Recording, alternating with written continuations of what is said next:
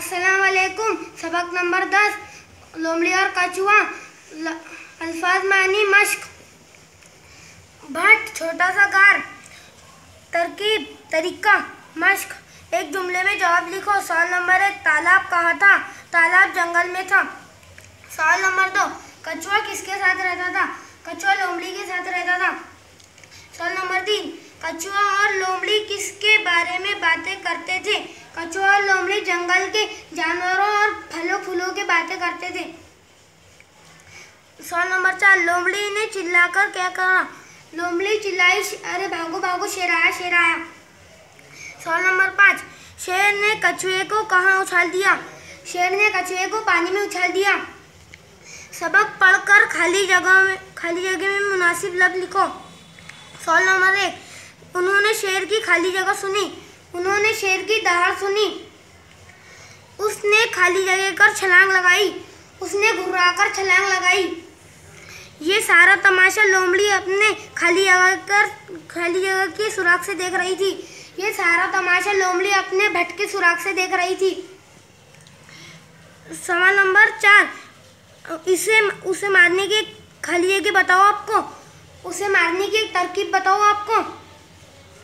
नीचे दिए हुए लफ्जों को जुमलों में इस्तेमाल करो। रस, आम का रस मीठा होता है। कड़वा, नीम का रस कड़वा होता है। मुफीद, नीम का रस सेहत के लिए मुफीद है। मजबूत, आम का दरख्त मजबूत होता है। रौनक, घर में बच्चे हो तो रौनक आती है। सरगर्मी, कछुआ, मछली, मेंढक, शेर और लोमड़ी की तस्वीर हासिल करके अपनी बयान में चुस्पा करो। इन जुमलों को गौर से पढ़ो। दोनों दोस्त जंगल के जानवरों, फलों फूलों और परिंदों की बातें करते। लोमड़ी चिल्लाई, शेर आया शेर आया। हाँ ज़रूर बताओ।